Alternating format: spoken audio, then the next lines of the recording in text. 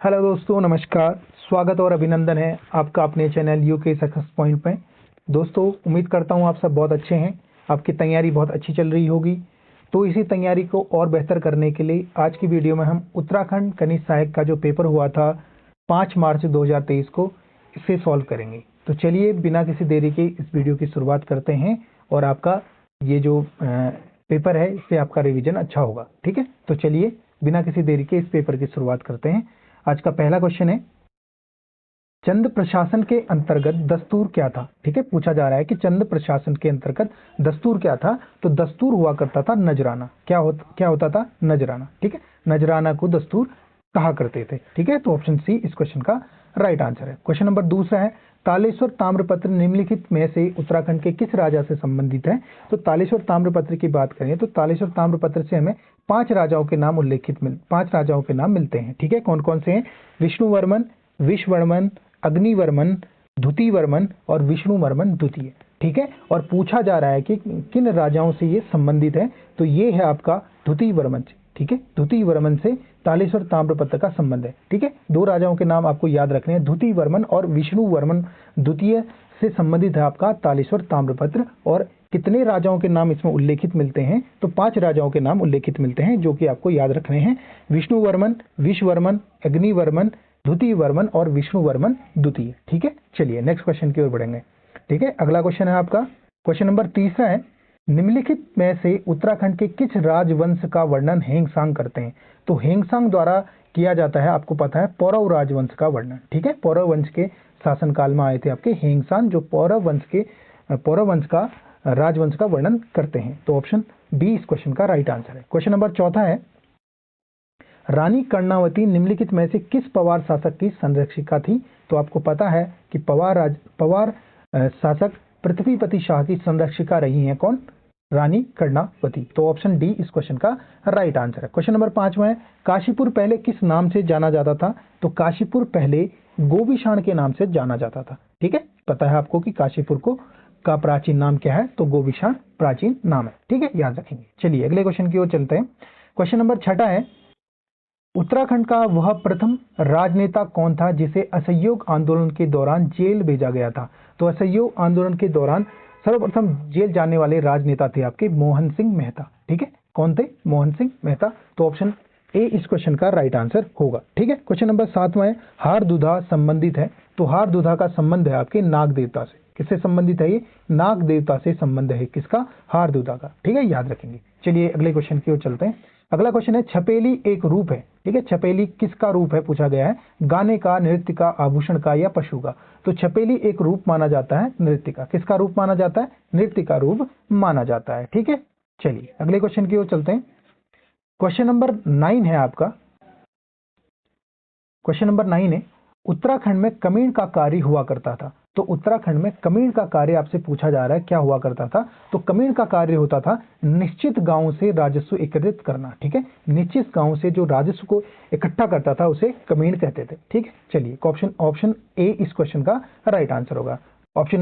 अगले क्वेश्चन की ओर चलेंगे। अगला क्वेश्चन है आपका क्वेश्चन नंबर 10, हिल यात्रा प्रारंभ की गई थी गोरखाओं द्वारा, अंग्रेजों द्वारा, मुस्लिम शासकों द्वारा या टिहरी नरेश द्वारा। तो हिल यात्रा आपका प्रारंभ की गई थी, ये की गई थी गोरखाओं द्वारा। किसके द्वारा की गई थी? गोरखाओं द्वारा की गई थी। ठीक है, और हिल यात्रा का संबंध आपसे पूछा जाएगा तो इसका संबंध है कृषकों और पशुपालकों से संबंधित आपका हिल यात्रा। ठीक है, चलिए नेक्स्ट क्वेश्चन की ओर बढ़ते हैं। अगला क्वेश्चन है क्वेश्चन नंबर 11, निम्न में से कौन सा मेला मछली पकड़ने से संबंधित है।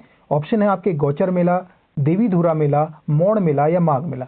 तो मछली पकड़ने से संबंधित मेला है आपका मोड़ मेला। ठीक है, मोड़ मेला। ऑप्शन सी इस क्वेश्चन का राइट आंसर होगा। देखो, जौनसारी जनजाति में मोड़ जो होते हैं वो मेले को कहते हैं। ठीक है, याद रखेंगे कि जौनसारी जनजाति में मेले को क्या कहा जाता है? तो मोड़ कहा जाता है। तो जौनसारी जनजाति में 2 तरह के मोड़ हैं, एक है आपका मछ मोड़, दूसरा है आपका जातरिया मोड़।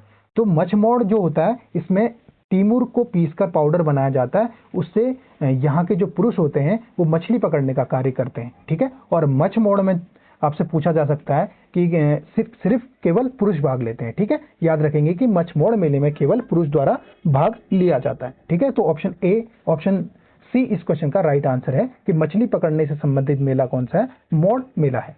अगले क्वेश्चन की ओर चलेंगे। क्वेश्चन नंबर 12 है, भद्रराज एक लोक देवता है। तो भद्रराज लोक देवता है आपके जौनसार भाबर के। ठीक है, ऑप्शन ए इस क्वेश्चन का राइट आंसर होगा। जौनसार भाबर के लोक देवता है आपके भद्रराज। ठीक है, क्वेश्चन नंबर अगले की ओर चलते हैं। क्वेश्चन नंबर 13 है आपका। ठीक है, क्वेश्चन नंबर 13 है, निम्नलिखित शिखरों में कौन सा एक उत्तराखंड में स्थित नहीं है। ठीक है, उत्तराखंड में स्थित नहीं है पूछा जा रहा है आपकी। नंदाकोट, चौखंबा, कुला कांगड़ी या दूनागिरी। नंदाकोट की बात करें तो नंदाकोट आपके पिथौरागढ़ जिले में स्थित है। ठीक है, पिथौरागढ़ जिले में स्थित है और इसकी ऊंचाई भी आपको याद रखनी है। इसकी ऊंचाई है आपकी 68-61 मीटर। ठीक है, ऊंचाई पूछी जाती है तो याद रखेंगे। चौखंबा आपके उत्तरकाशी जिले में स्थित है। कहाँ है? उत्तरकाशी जिले में स्थित है और इसकी ऊंचाई है आपकी 7138 मीटर। कितनी मीटर की है? 7138 मीटर। दूनागिरी की बात करें तो दूनागिरी आपके चमोली जिले में स्थित है और इसकी ऊंचाई है आपके 70-60 मीटर। कितनी है? 70-66 मीटर इसकी ऊंचाई है। ठीक है, और कुला कांगड़ी की बात करें तो कुला कांगड़ी आपके ये है आपके तिब्बत में स्थित है, जो कि भूटान और चीन की सीमा पर स्थित है।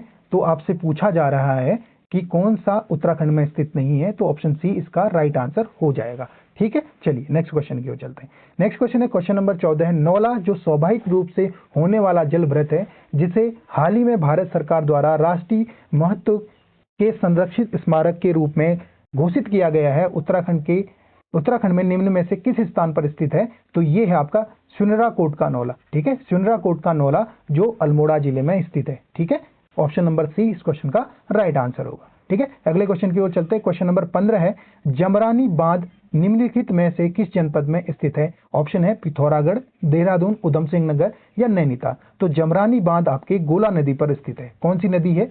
गोला नदी है, याद रखेंगे गोला नदी पर यह बांध स्थित है आपका, और जिला पूछा जाएगा तो नैनीताल जिले में स्थित है। ठीक है, जो कि इस क्वेश्चन में पूछा गया है।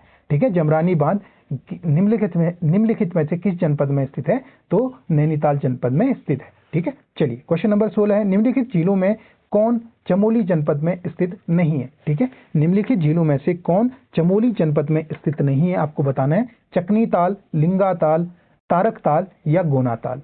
ठीक है, चकनी ताल की बात करें तो चकनी ताल का आप जिसे हम काकभूसंडी के नाम से भी जानते हैं, जो कि आपके जोशीमठ से लगभग 40 किलोमीटर की दूरी पर है चमोली जिले में। लिंगा ताल को हम जिसे आछरी ताल भी कहते हैं, ये आपके फूलों की घाटी में स्थित है चमोली जिले में। तारक ताल आपका एक ताल ना होकर एक स्थान है, जो कि पौड़ी गढ़वाल जिले में स्थित है। कहाँ है? पौड़ी गढ़वाल जिले में स्थित आपका तारक ताल स्थान है। ठीक है, ताल नहीं है। गोना ताल की बात करें तो गोना ताल को हम व्रही ताल के नाम से भी जानते हैं। ये आपके चमोली जिले के व्रही घाटी में स्थित है। तो आपको बताना है कि चमोली जनपद में कौन सा ताल नहीं है, तो ये आपका ऑप्शन नंबर सी हो जाएगा। ठीक है, तारक ताल ना होकर एक स्थान है जो कि पौड़ी जिले में स्थित है। ठीक है, चलिए अगले क्वेश्चन की ओर चलेंगे।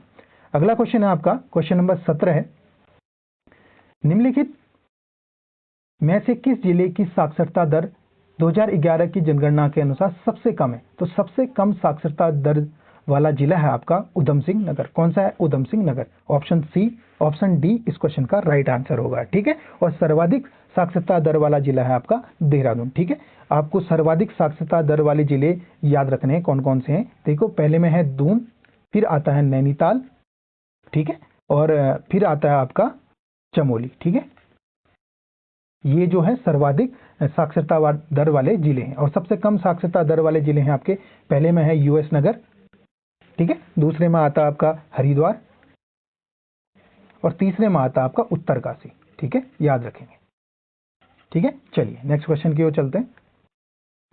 क्वेश्चन नंबर 18 है, जनगणना वर्ष 2011 के अनुसार उत्तराखंड में महिला साक्षरता के आधार पर निम्नलिखित जनपदों का आरोही क्रम क्या है? तो आरोही क्रम होता है आपका बड़े से छोटे की ओर चलना। ठीक है, बड़े से छोटे की ओर व्यवस्थित करना। तो इस क्वेश्चन का जो राइट आंसर हो जाएगा वो होगा option number B, Pithoragarh, Rudraprayag और उधम सिंह नगर। ठीक है, चलिए अगले क्वेश्चन की ओर चलते हैं। अगला क्वेश्चन है, निम्नलिखित नदियों में से कौन एक अलकनंदा नदी की बाईं ओर से मिलने वाली सहायक नदी नहीं है? तो ये है आपका मंदाकिनी। तो ऑप्शन सी इसका राइट आंसर होगा। ठीक है, चलिए क्वेश्चन नंबर 20 है, निम्नलिखित जनजातियों में कौन एक यमुना और ट्रांस नदियों के मध्य में निवास करती है? ट्रांस और यमुना नदी के मध्य में निवास करती है आपकी जौनसारी जनजाति। कौन सी जनजाति? जौनसारी जनजाति इसका राइट आंसर होगा। ठीक है, चलिए अगले क्वेश्चन की ओर चलते हैं। अगला क्वेश्चन है क्वेश्चन नंबर 21 है आपका। आर्थिक सर्वेक्षण 2021-22 के अनुसार 2019-20 में उत्तराखंड में बेरोजगारी दर थी। तो 2021-22 के अनुसार 2019-20 में जो बेरोजगारी दर थी वो थी आपके 7.1% की। ठीक है, ऑप्शन सी इस क्वेश्चन का राइट आंसर है। ठीक है, नेक्स्ट क्वेश्चन है क्वेश्चन नंबर 22। उत्तराखंड राज्य की सूक्ष्म लघु एवं मध्य उद्योग नीति 2015 में महिला उद्यमियों को दी जाने वाली पूंजी अनुदान की अधिकतम सीमा क्या थी? तो जो पूंजी दी जाती थी, सब्सिडी मिलती थी, वो थी आपकी 25 लाख रुपए। कितनी दी जाती थी? 25 लाख रुपए दी जाती थी। तो ऑप्शन सी इस क्वेश्चन का राइट आंसर है। अगले क्वेश्चन की ओर चलेंगे। क्वेश्चन नंबर है आपका 23वां। ठीक है, क्वेश्चन नंबर 23 है।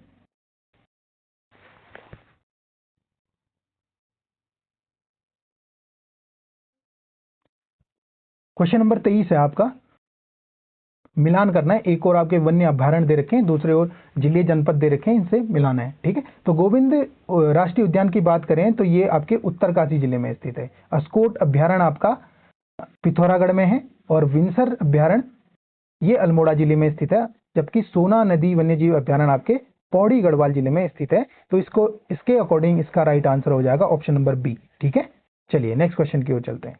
नेक्स्ट क्वेश्चन है क्वेश्चन नंबर 24वां है। क्वेश्चन नंबर 24 है। आर्थिक सर्वेक्षण 2021-22 के अनुसार उत्तराखंड में 2011-12 में ग्रामीण क्षेत्रों का औसत मासिक प्रति व्यक्ति व्यय कितना था? तो ये था आपका 1726 रुपए। कितना था? 1726 रुपए था। ऑप्शन बी इस क्वेश्चन का राइट आंसर है। क्वेश्चन नंबर 25 है। उत्तराखंड में वीर चंद्र सिंह गढ़वाली पर्यटन स्वरोजगार योजना कब आरंभ की गई? तो ये आरंभ होती है जून 2002 से। कब से होती है? जून 2002 से इसका आरंभ किया गया था। ठीक है, ऑप्शन सी इस क्वेश्चन का राइट आंसर हो जाएगा। क्वेश्चन नंबर 26 है। उत्तराखंड की अर्थव्यवस्था में वर्ष 2021-22 में उत्तराखंड की अर्थव्यवस्था में वर्ष 2021-22 में तृतीय क्षेत्र का अनुदान प्रचलित कीमतों पर प्रतिशत है। तो ये था आपका 42.92%। कितना था? 42.92% राइट आंसर होगा। ठीक है, चलिए नेक्स्ट क्वेश्चन आपका क्वेश्चन नंबर 27। समग्र शिक्षा अभियान योजना किस वर्ष आरंभ की गई? तो ये होती है आपकी 2018-19 में। ठीक है, समग्र शिक्षा अभियान योजना का आरंभ होता है आपका 2018-19 में। ठीक है, तो दोस्तों ये थे आपके कनिष्ठ सहायक में पूछे गए उत्तराखंड के महत्वपूर्ण प्रश्न। अगर आपको ये प्रश्न पसंद आए हैं तो आप इस वीडियो को लाइक करें, शेयर करें, सब्सक्राइब करें हमारे चैनल को। तो फिर मिलते हैं आपसे नेक्स्ट वीडियो में। तब तक के लिए जय हिंद, जय भारत, जय उत्तराखंड।